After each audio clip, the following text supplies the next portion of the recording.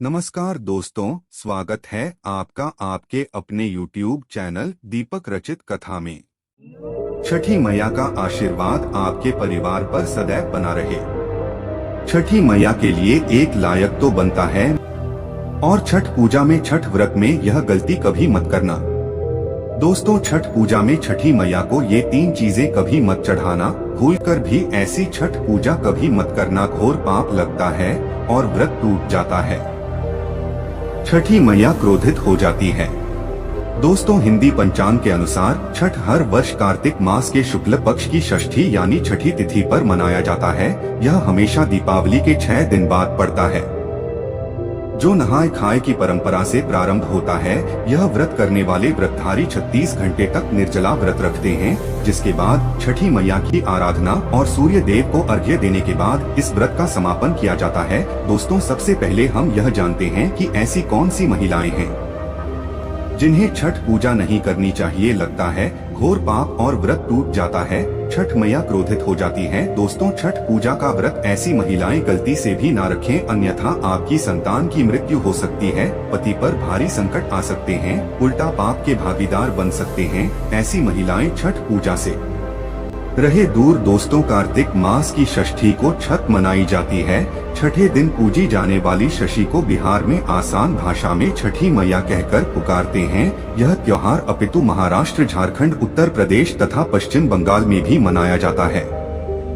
मान्यता है कि छठ पूजा के दौरान पूजी जाने वाली यह माता सूर्य भगवान की बहन है, इसीलिए लोग सूर्य को अर्घ्य देकर छठ मैया को प्रसन्न करते हैं। वहीं पुराणों में मां दुर्गा के छठे रूप कात्यायनी देवी को भी छठ माता का ही रूप माना जाता है।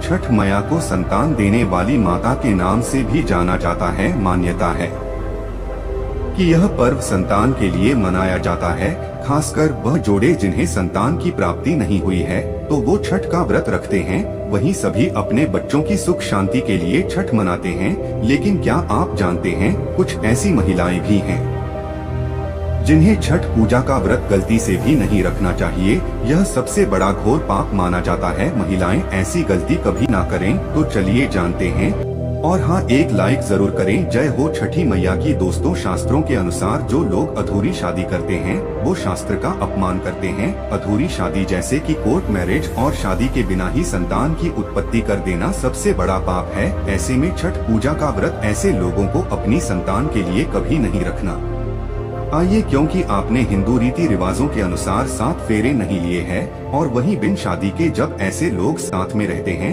तो समाज में ऐसा रिश्ता कलंकित होता है। दोस्तों, बहुत से लोग ऐसे हैं जो भागकर शादी करते हैं और परिवार को दुखी कर देते हैं, माता पिता को समाज में कलंकित कर देते हैं, माता पिता को रुलाते हैं, परिवार को रुलाते हैं, समाज को बदनाम करते हैं। ऐसे लोग पूरे जनजीवन समस्त संसार के लिए श्रापित है। देखिए, परिवार को रुलाकर हमेशा रिश्ते अनर्थ ही होते हैं, रिश्ते जुड़ते नहीं हैं। इसीलिए जो लोग भागकर शादी करते हैं और कोर्ट मैरिज कर लेते हैं, 7 फेरे नहीं लेते हैं, हिंदू रीति रिवाज आज के साथ शादी नहीं करते, विवाह नहीं करते, तो उनके लिए यह व्रत उचित नहीं है। 7 फेरे का मतलब होता है आपने अग्नि देव का आशीर्वाद लिया, 33 कोटि देवी देवता का आशीर्वाद लिया, माँ बाप का आशीर्वाद लिया, परिवार का आशीर्वाद लिया, समाज को सम्मान दिया, मतलब अब आप पूज्य योग्य है। आप भगवान की सेवा कर सकते हैं। आप कोई भी व्रत आदि घमंड के साथ कर सकते हैं। यदि जिस स्त्री को हल्दी न लगी हो, जिस पुरुष को हल्दी न लगी हो, ऐसा विवाह भी अशुभ होता है। शादी में हल्दी अवश्य लगाना चाहिए, तभी ही आप व्रत आदि रख सकते हैं, पूजा पाठ कर सकते हैं, किसी भी मांगलिक कार्य में आप शामिल हो सकते हैं। ये ऐसी स्त्री किसी भी धार्मिक कार्य में तभी सफल व शामिल हो सकती है जब वह अग्नि के साथ फेरे ले लिए। ऐसी शादी को ही शास्त्रों में सर्वश्रेष्ठ माना जाता है। आपके ऐसा करने से छठी मैया का अपमान माना जाएगा और आपको पाप लग सकता है। दोस्तों, शास्त्रों के अनुसार इस व्रत को सच्चे मन से रखना चाहिए। अगर कोई महिला शौक में यानी बेमन से इस व्रत को रखती है तो उसके पति या संतान की मृत्यु या उन पर कष्ट आ सकते हैं। सच्ची श्रद्धा के साथ छठ पूजा का व्रत रखना चाहिए।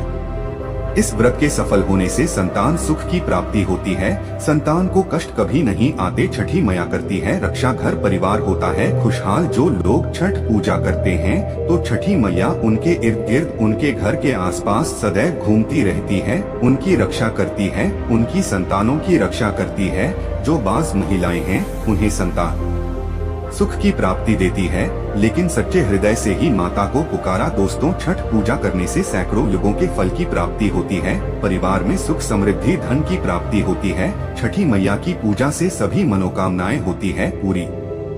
वहीं कुंवारी कन्याएं और पुरुष भी छठ पूजा कर सकते हैं। छठ पूजा का फल कई लाख गुना प्राप्त होता है। इससे व्यक्ति के सभी पाप खत्म हो जाते हैं और सुख समृद्धि की प्राप्ति होती है।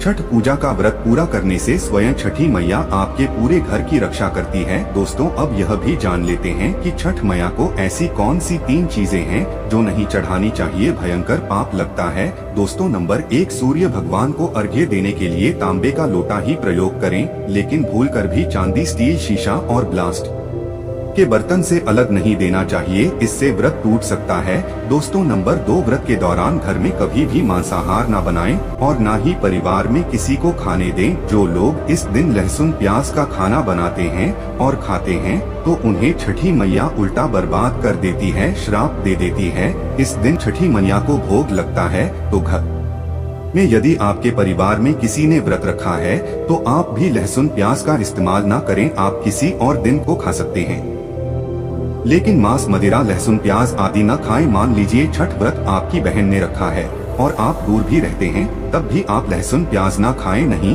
तो उनका भ्रम टूट सकता है। साथ ही साथ व्रत के दौरान घर में मदिरा आदि धूम्रपान भी नहीं करना चाहिए। दोस्तों, नंबर 3, छठी मैया का प्रसाद बहुत ही शुद्धता के साथ बनाया जाता है। उनका प्रसाद हमेशा ऐसे चूल्हे पर बनाएं जिससे ताजी लेपा गया हो। यदि गैस पर बना रहे हो तो गैस स्टोव को अच्छी तरह से धो लें। पहले से बने चूल्हे पर कभी प्रसाद न बनाएं, इसके लिए नया चूल्हा ही बनाएं। दोस्तों, नंबर 4, सूर्य को अर्घ देने से पहले कभी भी भोजन ग्रहण न करें, घोर पाप लगेगा। व्रतधारी लोगों को पहले और दूसरे दिन सूर्य को जल देने के बाद ही भोजन करना चाहिए। नंबर 5, छठी मैया से मांगी मन्नत अगर पूरी हो जाए तो आपको अपनी मन्नत का पूरा होने की विशेष पूजा जरूर करनी चाहिए, अन्यथा मैया के प्रकोप का सामना करना सकता है। नंबर 6, छठ का व्रत करने वालों को जमीन पर 4 दिन तक सोना चाहिए।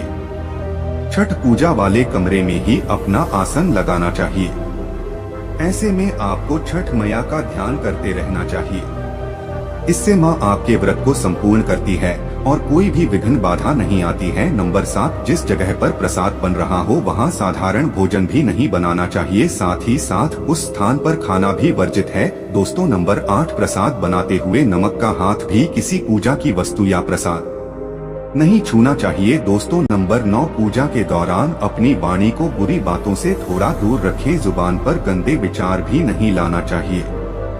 छठी मैया का आशीर्वाद पाने के लिए मन में गंदे विचार नहीं लाना चाहिए। नंबर 10, घर में पूजा के दौरान झूठे बर्तन और गंदे कपड़ों का ढेर बिल्कुल नहीं होना चाहिए, इससे छठी मैया क्रोधित हो जाती है और व्रत टूट जाता है। छठी मैया को साफ सफाई बहुत पसंद है और छठी मैया का आशीर्वाद प्राप्त हो जाता है। दोस्तों, आज हम आपको छठी मैया की कृपा पाने के लिए एक ऐसा उपाय बताएंगे जिससे आप सबसे जल्दी करोड़पति हो जाएंगे। मैं छठी मैया की सौगंध खाता हूँ, अगर आपने यह उपाय कर लिया तो आपको दुनिया की कोई भी महाशक्ति, कोई भी व्यक्ति करोड़पति होने से, धनी होने से, धन ऐश्वर्य प्रगति, सौभाग्यशाली, उत्तम जीवन, जीवन साथी, धन संपदा, सकारात्मक ऊर्जा प्राप्त करने से कोई नहीं रोक पाएगा। यह उपाय आप कॉपी पेन पर लिखकर रख लें, आपके बहुत काम आएगा। हम उपाय बताने वाले हैं, उपाय को ध्यान से सुना, आपकी कायाकल्प हो जाएगी।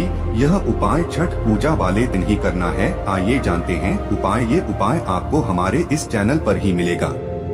यदि कोई और ये उपाय बताएं तो समझो वो फ्रॉड है। देखिए, एक नमक का पैकेट ले ले, पिसा हुआ या ढीली वाला ले सकते हैं, और एक पानी की बोतल और 51 रुपए की दक्षिणा तथा 100 ग्राम की सरसों के तेल की बोतल और 50 ग्राम सूखी लाल मिर्च, 500 ग्राम चावल और 500 ग्राम उड़द की काली दाल और 5 रुपए के बताशे। ये सभी 8 सामग्री एकत्रित कर लें, किसी कपड़े में बांध लें या थैली में ले लें। सभी सामग्री को मिक्स मत करना, अलग अलग पैकेट में एक ही थैली में डाल लें। अब यह सामग्री किसी गरीब व्यक्ति को दान में दे देना। मैं छठी मैया की सौगंध खाता हूँ, यदि आप करोड़पति ना हो जाओ तो मुझे बताना। आप हमारे चैनल को सब्सक्राइब कर देना, आपका भाग्य बदल जाएगा।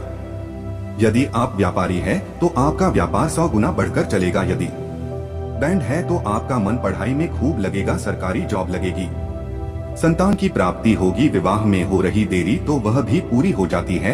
यदि बीमार व्यक्ति आपके घर में कोई हो और खाट पर पड़ा है तो यह दान करें, वह तुरंत ठीक हो जाएगा, बहुत फर्क पड़ेगा। दोस्तों, यह उपाय हम भी जरूर करते हैं और हम अवश्य करेंगे। हमें छठी मैया की कृपा साक्षात प्राप्त हुई है। यह उपाय सैकड़ों साल से हमारे बुजुर्ग करते चले आ रहे हैं और यह उपाय मैं अवश्य करता हूँ। आप यह कार्य पूर्णिमा अमावस्या पर भी कर सकते हैं। दोस्तों, आप में से कौन कौन छठी मैया का आशीर्वाद पाना चाहता है तो सच्चे दिल से कमेंट बॉक्स में लिखें। जय हो छठी मैया की। छठ मैया के लिए एक लाइक तो बनता है।